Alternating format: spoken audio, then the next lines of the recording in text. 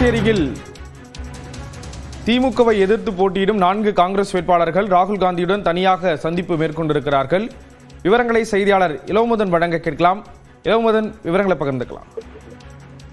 புதுச்சேரியில் இன்று ராகுல் காந்தி தேர்தல் பிரச்சாரம் மேற்கொண்டால் இந்த பிரச்சாரத்தில் காங்கிரசின் அதிகாரப்பூர்வ வேட்பாளர்கள் 16 பேரும், திமுகவின் வேட்பாளர்கள் 13 பேரும், விடுதலை சிறுத்தைகள் வேட்பாளர் ஒருவரும் என கூட்டணி கட்சியினர் அனைவரும் மேடையில் இருந்தார்கள். அவர்களுக்காக தேர்தல் பிரச்சாரத்தை அவர் முடித்தார்.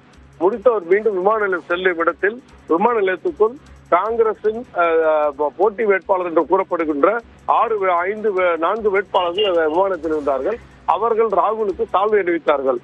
அதாவது காலாப்பட்டு தொகுதியில் ஷாஜகான், உழவர்கரையில் சிவசங்கரன், ராஜ்பவன் குமரன், திருபுவன வேலு ஆகியோர் ராகுல் காந்தியை விமான நிலையத்தில் சந்தித்து அவர்கள் சால்வை அணிவித்தார்கள். அவர்கள் யார் என்றும் பக்கத்தில் இருந்த ஒருவர் அவருக்கு அறிமுகப்படுத்தினார். இருப்பினும் அவர்கள் வேட்பாளர்களை தனியாக சந்திக்க வேண்டும் என்று ராகுல் காந்தி தெரிவித்தார். இவர்கள் போட்டி வேட்பாளர்கள் என்று ராகுல் காந்திக்கு தெரியுமா என்று தெரியவில்லை. இருப்பினும் அவர்களை சந்தித்திருப்பது திமுகவினை அதிர்ச்சி ஏற்படுத்தியிருக்கிறது.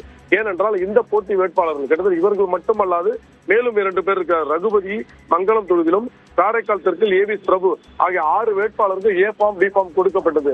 அவர்களை வாபஸ் பெறுமாறு கூறப்பட்ட போது அவர்கள் யாரும் வாபஸ் பெறவில்லை. அவர்கள் ரிபல் வேட்பாளர்கள், அதாவது அந்த ஃபைட் ஃப்ரெண்ட்லி என்ற வேட்பாளர்கள் என்று காங்கிரஸ் தரப்பில் கூறப்பட்டாலும் அவர்களுக்காக யாரும் ஓட்டு கேட்க மாட்டார்கள், அவர் கூட காங்கிரஸ் செல்ல மாட்டார்கள் என்று கூறப்பட்டது. இந்த நிலையில் தான் ராகுல் காந்தியை போட்டி வேட்பாளர்கள் சந்தித்திருப்பது திமுக பெரிய அதிர்ச்சியை ஏற்படுத்தியிருக்கிறது. ஸ்ரீராம், விவரங்களை வழங்கியதற்கு நன்றி இளமுதன்.